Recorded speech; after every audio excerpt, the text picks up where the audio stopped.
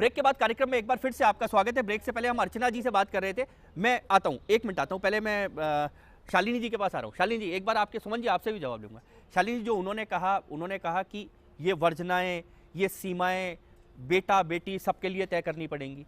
दूसरी चीज़ उन्होंने कहा कि एडमिनिस्ट्रेशन और इसको भी अपनी जिम्मेदारी निभानी होगी। यहाँ 68 साल से सरकारी चल रही है, कोई तानाशाह नहीं काम कर रहे हैं यहाँ। 68 साल से चुनी हुई सरकारें 68-70 साल से चल रही हैं। नहीं हो रहे, हम ये कह रहे हैं, क्या क्या क्या क्या इस कानून को, इस कानून भी है, कानून का डर नहीं बना पा रहे? देखिए, आज का टॉपिक है ईव टीजिंग, हम वही करें, है ना? छेड़छाड़। अब ये छेड़छाड़ तो लड़कियों से ही हो रही है, तभी उसका नाम ईव टीजिंग है। लड़कों से जब लड़कियां करेंगी तो एडम टीजिंग हो जाएगा, तो वो एडम टीजिंग हो जाएगा। वो अच्छा, अभी जैसा कि बताया कि लड़कों को भी छेड़ रहे हैं, तो वो अभी छेड़ना जो है वो जैसे हम डिस्कस कर रहे थे कि 5%, 10%, 20%, जब 100% होगा तो उस पर भी कानून आएगा। और जहाँ तक ये टॉपिक है आपका ईव टीजिंग, ये क्यों करता है, ये इसके लिए आपको लड़कियों के साथ तो हो ही रहा है। लड़कियों की बजाय लड़कों को बैठा के पूछो कि वो ईव टीजिंग क्यों करते हैं, वो लड़कियों को क्यों छेड़ते हैं, वो ही बता सकते हैं आप। चलिए रही कानून की बात, मैं पूछता हूँ, इस चर्चा में एक ही पुरुष हमारे साथ है, मैं उनको माइक बिल्कुल आप उनसे पूछें कि ये क्यों करते हैं। आई थिंक वो ज्यादा बताएंगे। चलिए आप खड़े होके बताइए, आप नहीं करते होंगे, लेकिन लड़के क्यों करते हैं? देखो, मैं एक सच बात बताऊंगा। ये जो चीज़ है ये मानसिकता की होती है। अगर एक लड़की आपके सामने बिना कपड़े की भी खड़ी हो ना, तो आपके पास राइट नहीं उसको छूने का भी। आपके पास राइट नहीं कि आप उसको कुछ भी कह दो। आपको एक और चीज़ बता दूं, जो मुस्लिम विमेन होती है वो हिजाब पहनती हैं, पर हिजाब पहनने के बाद भी उनका रेप हो जाता है, उनके साथ ईव टीजिंग होती है। उसका कारण क्या है फिर? ऐसा क्यों हो रहा है? जिन्होंने पूरे कपड़े पहने हुए हैं, जिन्होंने अपना सर, अपनी आंखें तक ढकी हुई है, उनके साथ रेप हो रहा है। बिल्कुल हो रहा है। और एक बड़ा आंकड़ा मैं बता दूं आपको, अरब जो ISIS से जो देश है, वहां पर 35,000 महिलाओं के साथ उनको प्रेग्नेंट किया गया है कि ISIS को अगली लड़ाई के लिए लड़ाके मिल सके। ये सच है। There is also, you have to correct on the facts that as far as ISIS is concerned, they are not getting the woman pregnant for the reason that in Islam it is written that a woman is pregnant, then they cannot rape her. So therefore they are using abortion pills. Here you have to correct your facts. Now the thing is, eve teasing, yes, it is there. It has got nothing to do with the clothes, nothing to do with the Sanskriti. It has got to do with your mentality, and it is happening instantly. And why it is happening more? For the reason that there is no effective law and order, and people don't have faith in the execution of the law. चलिए, एक बार ये मेघा हाथ उठाई थी बहुत देर से। जी, मुझे ये कहना है, और मैं बहुत खुश होंगी अगर मुझे 2 मिनट रोका ना जाए तो। हाँ, हम नहीं रोकेंगे, कोई नहीं रोकेगा। मुझे कहना है बेसिकली कि मैं एक कुर्ता पहनने वाली लड़की हूँ, मैं नहीं पहनती स्कर्ट्स, पर इसका मतलब ये तो नहीं है कि जो मेरी सहेलियाँ हैं जो सब स्कर्ट पहनती है, मैं उनकी आवाज़ ही आगे नहीं पहुँचाऊँ। दूसरी, नहीं, मैं बिल्कुल आपको अक्यूज़ नहीं कर रही उसके लिए मैम, बिल्कुल भी नहीं। बिल्कुल, आप मेरी मदर की एज की हैं। बात यह है कि जो विमेन है ना, वो यूनाइटेड ही नहीं है। डिफरेंस ऑफ ओपिनियन लेना बहुत मुश्किल हो रहा है। मैं मैम की ओपिनियन को पूरी तरीके से मानती हूँ और रिस्पेक्ट करती हूँ। नए लोगों को सुनिए, मतलब मुझे लग रहा है। हाँ बिल्कुल मैम, आपका जवाब सर आंखों पे। मेरी मदर और आप बिल्कुल सेम बात कहती हैं, मेरी मम्मी बिल्कुल वही कहती हैं जो आप कहते हैं, ऐसा नहीं है। पर बात यह है कि आप, मेरी ओपिनियन आपकी ओपिनियन से अलग है। मैं आपकी ओपिनियन ले रही हूँ, मान रही हूँ, ज़रूर चाहूँगी कि उसका कुछ अच्छा पार्ट मुझ में इनकलकेट हो। पर अगर मैंने एक डिफरेंट ओपिनियन रखी तो एक खट से एक लाइन आ गई कि इनका बॉर्न एंड ब्रॉट अप ऐसा हुआ है। ये मेरा बॉर्न, आप और नहीं, ये लाइन वहाँ कहीं से आई थी मैम। बात ऐसी है, मैं आपको अपनी माँ का दर्जा दे रही हूँ। नहीं, आप बोलिए अपनी, सुमन जी एक बार सुन तो लीजिए। आपके लिए मेरी सोच अलग है, तो आपने मेरे बॉर्न एंड ब्रॉट अप पे क्वेश्चन मार्क लगा दिया उस पे। अगर मेरी नज़र में आपकी सोच मुझसे अलग है, मैं कभी ऐसा नहीं सोचूंगी। मैं सोचूंगी आप मेरी माँ बराबर है, मेरी माँ भी मुझे सेम बातें कहती हैं, सेम बातों पे डांटती है। पर इसका मतलब ये नहीं आप 1 मिनट नहीं लगा एक औरत को दूसरी ही औरत के लिए बोलने में। मुझे लगता है हमारी औरतों को एकजुट होना जरूरी है। With all due respect ma'am, with all due बिल्कुल। मैं सुमन जी आपके पास आ रहा हूँ, फिर चारू जी के पास भी चलूंगा, अर्चना जी आपके पास आता हूँ, और अभी वो अंजलि भी हाथ उठाई थी, उनके पास भी चलूंगा। पीछे से अगर कोई भी अपनी बात कहना चाहता है, देखिए मैं पहले आशीष, देखिए हम लोगों का यहाँ जनरेशन टू जनरेशन की लड़ाई नहीं थी। ये स्थिति ये हुई कि भाई समाज में ऐसा क्यों हो रहा है।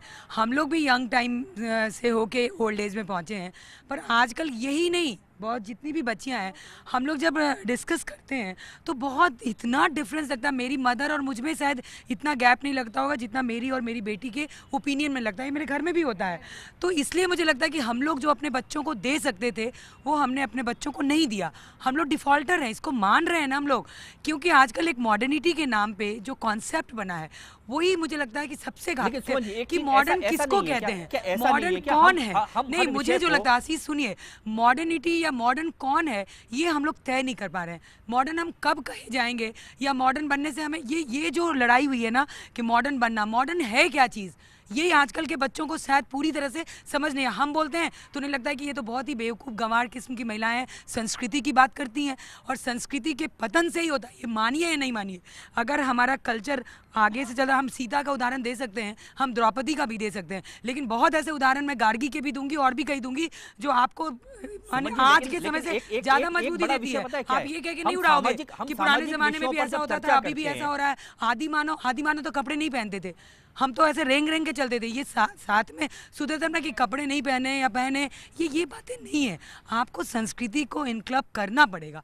चलिए एक बार अंजलि, क्या कभी इतना सुरक्षित महसूस करती हैं कि समाज, परिवार, ये सब संस्कार मेरे अंदर हैं, मैं इनसे संस्कारित हूँ, पोषित हूँ, परिवार का सहारा है, लेकिन कभी क्या सरकारों या जो लोग जिम्मेदार हैं हमारी सुरक्षा के लिए, वो कहीं हमको सुरक्षित लगता है क्या कि हम यहाँ सुरक्षित हैं क्योंकि यहाँ सरकार खड़ी है, यहाँ पुलिस खड़ी है, यहाँ प्रशासन खड़ा है? जी नहीं, मैं किसी सरकार से या किसी दल से सुरक्षा महसूस नहीं करती हूँ। अगर मैं सुरक्षित महसूस करती हूँ तो मेरे परिवार के बैकग्राउंड से या मेरे परिवार में जो लोग हैं उनसे मैं सुरक्षित महसूस करती हूँ, कि उनसे जो मुझे स्ट्रेंथ मिलती है उसी के बेस पे मैं खुद को सुरक्षित महसूस करती हूँ। मुझे किसी राजनीतिक दल या किसी सरकार से कभी भी सुरक्षा महसूस नहीं हुई है। चलिए, अब सुमन जी कुछ कह रही थी, उस समय हाथ खड़ा कर रही थी, मैं जब वो कह रही थी निशा जी। नहीं, देखिए, अब डिबेट बहुत फिर डाइवर्ट हो जाएगा। मेरा तो आज के डिबेट में यही कहना है कि देखिए, हम किसी भी चीज़ को जाते हैं, सरकार को भी जिम्मेदारी लेनी है, चूँकि सरकार है वो, और एडमिनिस्ट्रेशन को भी जिम्मेदारी लेनी है। आयोग इतने बना दिए हैं कि महिलाओं की सुरक्षा के, महिला सुरक्षा, आयोग की बात बताती हूँ। सुनो, मैं बताती हूँ। हाँ, ये मैम बिल्कुल सही करी, लेकिन मैं आपको बताऊंगी तो फिर यहाँ पे वही हो जाएगा कि हम लोग महिला होके महिला का विरोध करते हैं। मैं आपको 3 किस्से बताऊंगी, आप बहुत सरप्राइज करेंगे। मुझे सार्वजनिक नहीं बोलना चाहिए, हम केवल और केवल पुरुषों पे उंगली उठाएं, जो आपने स्टार्टिंग में कहा था, इसकी मैं भी समर्थन करती हूँ कि केवल पुरुषों पे उंगली उठाने से काम नहीं चलेगा। आज हमने अपने आप को बदलते बदलते इतना बदल दिया है कि हम लोग ब्लैकमेलिंग और बार्गेनिंग पे आ गए। निशा भी इस केस से एग्री करेंगी, उनको भी मालूम है कि हमारे पास ऐसे फेक केसेस आते हैं, केवल महिलाओं की आज़ादी के नाम पे या महिलाओं की सुरक्षा के नाम पे मैं उस केसेस को लेकर आगे बढ़ूँ जो मुझे पता है कि उसमें ब्लैकमेलिंग और बार्गेनिंग है। कोई महिला मेरे पास आती है, कहती है 12 साल से मेरा रेप हो रहा था। What is the meaning? 12 साल से रेप होता है क्या? आप कैसे कानून की बात करते हो? और हम आयोग में, इसलिए मुझे हेल्प करना है कि उसका रेप हुआ है 12 साल, माने 11 साल 9 महीने तक तो प्लेजर था, और किसी बात पे खटपट हुई तो रेप हो गया।